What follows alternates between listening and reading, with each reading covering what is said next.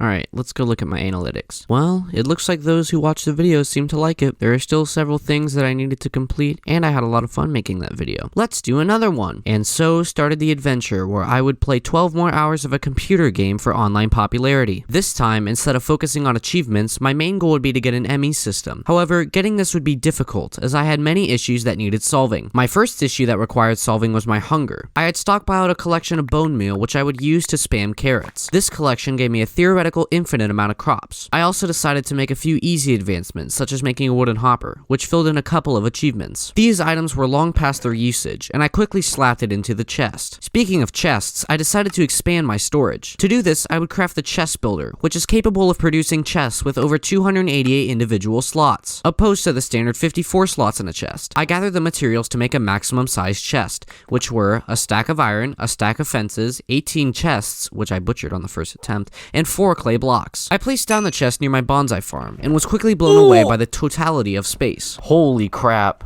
That is a lot of materials. I moved my blue slime sapling over to the bonsai farm, and used some destabilized redstone to get the purple slime sapling. I initially thought that purple slime served me no purpose, but I was quickly proven incorrect. I learned that you can use this odd substance to create chorus fruits, which can help automate the production of ender pearls. I casually moved all of the excess bonsai materials into the mega chest, and later crafted a mineral sapling by dipping a lapis sapling in the water. I thought my days of merging 3 different resins together were over, but unfortunately, I had to do the same thing just to get nickel amber. I could pour this metal on an iron sapling and get a nickel sapling. I required the nickel sapling for nickel amber, which can be crafted into an emerald sapling. I created an inserter in order to speed up the transfer of items from the regular chest into the mega chest. The inserter has the power to suck out and send items at high speeds. There's only one problem: it's quite expensive. The material that it uses requires ender pearls, which are quite difficult to get in the early game. The only problem was I needed glowstone to create endstone. To obtain glowstone, you must either travel to the Nether or craft a glowstone sapling. I only needed a few, so I decided to travel. This is when I discovered that Nether portals don't work at all. Instead, I was required to craft a special cake that has interdimensional teleportation abilities, the Nether cake. I used my abundance of bone meal and cows to produce the pastry, and utilized obsidian to apply the icing. Without thinking, I took a bite of the cake, which sent me straight to the Nether. I had crafted an overworld cake beforehand, but that would be rendered useless since I got another upon spawning into the Nether. I bridged my way over to a small cliff, where I attempted to whack a few mobs, but was set on fire by a blaze. I noticed there were those Jedi lightsaber gun masters in my area, so I fled the scene. I mined a tunnel in the netherrack until I discovered another location. This is where I killed a blaze, knowing that I would need their blaze powder for later. I also blew up a ghast with its own fireball, which was the most damage I've ever done in the game. I attempted to whack another blaze, but all of its contents were engulfed in the lava. Also, here's some random buff fluid that I found. I felt that I needed to return home to equip better gear, so I threw my spare overworld cake down and took a bite. This is when, after already having the device for at least 30 minutes, I found out that you can increase the load and delay of the inserter. I changed them to the quickest stats, causing them to extract items at a much faster speed. I returned to the Nether, whacked a few more blazes, and got shot in the face. I came back to discover you can just stomp on some netherrack to obtain blaze powder, meaning my blaze hunting was pointless. I crafted some blazing pyrotherium dust, threw it into the smeltery, poured it into a bucket, and placed it in a wooden cauldron. However, I would never end up using the liquid, since it burned down the cauldron along with the surrounding area. I was tired of getting blasted in the face by blazes and the Jedi people, so I made myself a shield. This should have worked against blazes, but it ultimately led to my death. Oh my gosh. No! After punching the culprit, I mined down to regain my items. This is where I was able to steal a little bit of glowstone, and later I realized that my items weren't even down there. I finally forged some endstone, and placed a chorus fruit in the bonsai pot. I simply put the issue to rest, as I didn't have any other immediate need for ender pearls. After smelting a ton of tin, I was able to make a few item ducts. These objects have similar properties to the inserter, the only difference being that they can move items over long distances more efficiently. I created an elaborate system of item ducts that would transport all of the items from the chests into the mega chest. I was able to make this process slightly faster by forging the reinforced servo, which is like a regular server but better. With all of the new items flowing into the mega chest, I needed to start sorting them. I did this by creating another mega chest and placing a filtered inserter on it. This allowed me to fill this chest with only sticks and wood, which were essentially waste to me at the time. Nothing is more satisfying than watching all of your items selectively drain from a chest. I had a lot of lead simply sitting in the mega chest, so I decided to make some use out of it by crafting the leadstone flux duct. This device is is able to transfer energy over great distances. I managed to fuse these two holy gadgets together in order to create an automatic auto-crafter. This mechanism is able to suck items from the chest and craft them into their final form. This was very helpful in combining the materials that I gained from the bonsai farm. With all of the power that I was using, I needed more generators. I crafted 4 more combustion generators and created a system that would automatically fuel them with the wood I had stockpiled. I also recrafted one of the generators into an upgradable generator, which is capable of producing much more energy. I didn't know this at the time and didn't need a ton of energy yet, so I neglected that aspect. I was aware of how much iron I would need for future projects, so I formed an automatic iron farm. My first attempt of this didn't go well,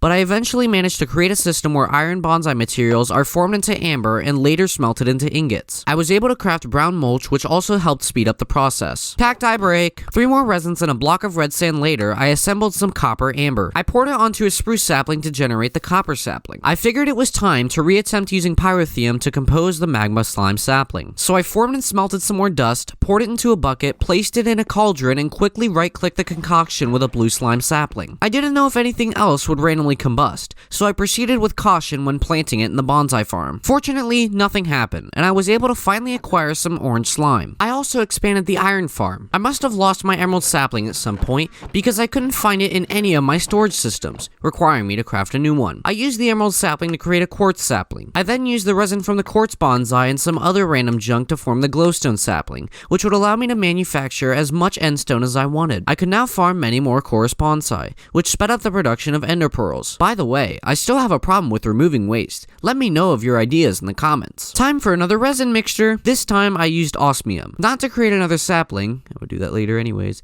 but to help me create the metallurgic infuser. I would use this device to infuse some crystallized mineral chunks into a fluix crystal, enabling me to assemble the inscriber. After a long process of pouring things onto other things, I forged the inscriber silicon press. I also crafted the manufactory using some copper and lead. I could use the manufactory to turn sand into silicon, which I could turn into printed silicon, which I could turn into a logic processor, which I could turn into a formation and annihilation core, which I could turn into an ME interface, which apparently does absolutely nothing. I could also use these items to create an ME terminal, which allows me access to an ME drive. However, I don't have an ME drive, so this item is technically useless. As my mega chest was continuing to fill up, I also made another chest for resins and acorns. Next, I expanded my animal island with some grass blocks that I composed with my extra leaves and some mud. I then used the additional space to farm a bunch of flowers and grass. Not only would this be a good way for me to gain experience for my matic, but it would also help me get more flowers. Why do I need flowers? I need flowers to travel to the Twilight Forest dimension. After crafting and eating the cake, I spawned next to some structure. I attempted to explore the area, but without the ability to hit anything, it was very difficult for me to safely navigate the location.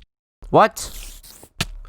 Fortunately, there was a way to unlock the area. Unfortunately, I would need to travel about 500 blocks away and defeat a boss in order to do so. I sat there, pondering on how I could conquer this impossible task. Then I remembered, I can just make a jetpack. And at that moment, I would start on a trivial quest to obtain a jetpack. The first item on the list was a leather strap, which I crafted effortlessly. The next items were a few invar plates, but I would need a plate cast to forge them. I tried, failed, tried again, and succeeded. Of course, I would never end up using the cast, since I had already turned all of my invar into blocks. Instead, I used the forging hammer to make plates for me. I would need more osmium later on, so I forged the osmium sapling. I would later use the ingots to craft a steel casing, which I used again to make the enrichment chamber. The enrichment chamber was essential to getting the materials needed to make basic coils, which were also used to make the jetpack. I used the metallurgic infuser to make some basic control units and some enriched alloys. I figured now would be a good time to incorporate speed into my life, so I crafted the speed upgrade for the meta something or other. I saw that another kind of jetpack was craftable, so I decided to assemble it. After spending 10 minutes trying to find the intricacies of this mechanism, I gave up and returned back to making the stone jetpack. All of it was starting to come together, and after crafting a bunch of random junk with basic coils, I had obtained the stone jetpack. I charged it and I was finally able to fly. But I was not satisfied. I wanted to go bigger. 15 more painful minutes of tedious crafting later and I had obtained the iron jetpack. I charged it and I was able to fly much faster. But guess what? I wasn't satisfied. If I were to own a jetpack, I needed to own a good jetpack. And so, another petty journey began to craft the electrum jetpack. I started out by alloying a bunch of metals to get electrum, which would help me stay on top of everything in the future. Next, I crafted the latex processing unit, which would open the gates for me to seize some plastic. I also crafted the tree fluid extractor in order to get some liquid latex. After obtaining a few advanced control circuits, I crafted the osmium compressor. I would use this machine to turn glowstone into glowstone ingots. I started mixing the liquid latex and water together together in order to create tiny rubber pieces, which, after a few other steps, can be smelted into plastic. To help increase the production of latex, I crafted a few more tree fluid extractors. I went to place them down. Oh wait, those aren't freaking tree fluid extractors. I crafted a few more tree fluid extractors. I went to place them down and set up a small fluid transportation system using fluiducts. I also made a resourceful furnace, which was required for the Electrum Jetpack. One look into the machine and I was immediately confused. This resulted in me removing the problem by simply breaking it. I was going to perform a ton of smelting in the future, so I created the energized smelter. This would also allow me to save my precious charcoal for other purposes. After all of this confusion, I finally gathered all of the materials to craft the Electrum Jetpack. There seemed to be a recurring theme of jetpacks using more and more energy as their tiers increased, and the Electrum Jetpack had breached the limit of my energy system. I tried upgrading my flux ducts, but I simply didn't have enough raw power. To fix this, I built a small platform and housed about 20 combustion generators, all with the same energy and item delivery system. This gave me enough energy to fill up my jetpack so that I could fly for a while. With my new gear, I traveled back to the Twilight Forest to contest the Naga. I easily succeeded and got a trophy for my efforts. Next, I tried to fight the Lich, but its powers were too strong for me to challenge them. Get me out of here! Returning back to the energy problem, I tried to use upgrades on the upgradable combustion generator I had crafted ages beforehand. After creating 2 incompatible upgrades, I finally found the one that applies to this mod. I crafted the speed modifier and threw it into the generator. I wasn't initially surprised until I learned that you can place up to 256 speed modifiers in the same generator. I crafted a few more of them, and this is when I began to acknowledge their power. Oh my goodness, holy crap! After upgrading my smeltery, I crafted about 25 more and was in pure shock of their abilities.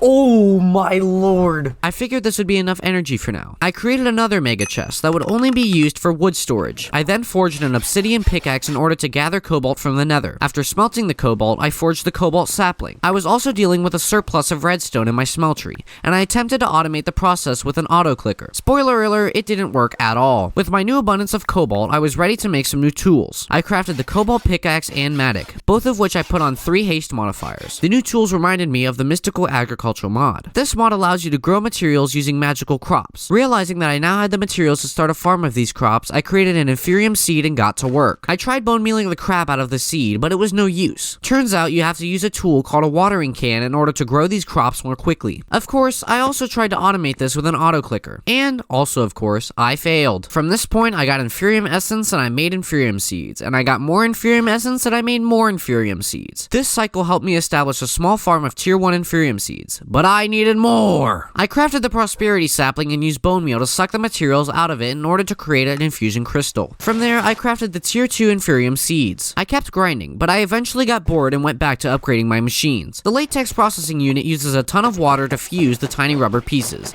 so I engineered a constant flow of water using a few auto clickers and fluiducts. Unlike my other creations involving auto clickers, this one actually functioned correctly. I was reaching the final stretch of the game, and I decided to conclude my session when I had obtained a working ME system. An alloy known as ferro-boron was essential to craft an ME drive. However, the only feasible way for me to get boron was using the magical seeds. I still needed to get some boron ore though, so I chose to take the route of the laser drill. On top of giving me access to boron ore, the laser drill also could get me a bunch of other random minerals. Getting the laser base was easy, but getting the laser drill was not. Literally, one material was preventing me from crafting the laser drill with ease. Pink slime. From what I saw in the crafting menu, you needed to use a loot fabricator to turn pristine blue slime matter into pink slime. You also needed to use a simulation chamber to get pristine blue slime matter. I made both of these machines, and next I acquired a blue slime data model. I placed the model in a deep learner to train it with data by killing blue slimes. I didn't know how to spawn blue slimes, but I used a practice zombie model to help me figure out this process using zombies. My experience with killing zombies didn't particularly go well, but after several reparations and zombie deaths later, I was able to get the model to the basic tier. I was now able to start fabricating zombie loot. I'd heard somewhere that you could use a bunch of blue slime liquid to spawn blue slimes, so I obtained a bucket of the liquid and coated my entire mob spawner with it. This is when I discovered that you can just use pink slime seeds in order to manually spawn the mob. After realizing that you have to plant them on the grass, I was able to get a small bunch of pink slime. I finally created the white lens and used that to craft the laser drill. After killing a couple more slimes, I crafted a gray lens and placed it in the laser base. From here, I only needed to play the waiting game. I sped up the waiting game by crafting yet another laser drill. I was already excited upon seeing the first boron ore, despite the fact that I needed 2 of them. After spending 30 more minutes of farming inferium seeds and crafting another laser, I was given another boron ore. Yes, yes, yes. I immediately chucked the mineral into the smeltery and poured 4 boron ingots. 1, 2, 3, 4, and bam, bam, bam, boom. Yeah! At last, I had snagged the one seed that I had been grinding to for the past 3 hours. After planting and harvesting it over and over again for several minutes, I had enough material to create a full block. After smelting the boron, making it into ferroboron, and pouring it onto a cobblestone circuit mod, I had obtained the inscriber engineering press. I made 3 ME glass cables, 2 engineering processors, and finally an ME drive. Yeah, the ME drive, bro. Let's go. 24 hours previously dedicated, just to have this one item. After crafting and placing a 1K ME storage cell into the drive, and after making a couple of other adjustments, I could deposit my entire inventory into the system. Yes. Oh my god, I could throw all my stuff in here, bro. To celebrate, I refilled all of my fuel chests, which was long overdue. Just like everything else I do, only one storage cell wasn't enough. So I made 6 more of them. After a few more individual adjustments, I was able to dispose all of my items left over in my chests into the ME system. I also got an achievement or 2 for my laser drill. Oh my goodness. After all of this work, I could finally rest peacefully, knowing that I had achieved a good storage system. But it seems that I need to go. Other forces require my presence. No, they don't. So, just like the last video, if y'all would like to see more, make sure to whack that like button. Also, according to YouTube analytics, it would appear that no one is subscribed to me. Please, I'm begging you. I just need 1 sub. As a final note, I'm going to be streaming my production of these videos on Twitch, so go follow that as well. With all that junk out of the way, thank you all for watching. Bye!